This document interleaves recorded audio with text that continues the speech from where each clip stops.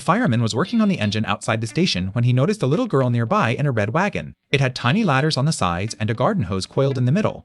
The girl was even wearing a fireman's helmet. The wagon was being pulled by her dog and her cat. The fireman smiled and said, "That sure is a nice fire engine." "Thanks," said the little girl. But when he looked closer, he noticed the wagon was tied to the dog's collar and to the cat's testicles. The fireman gently said, "Little partner, if you tie that rope around your cat's collar instead, you might go faster." The little girl thought for a moment and replied, "You're probably right, but then I wouldn't have a siren."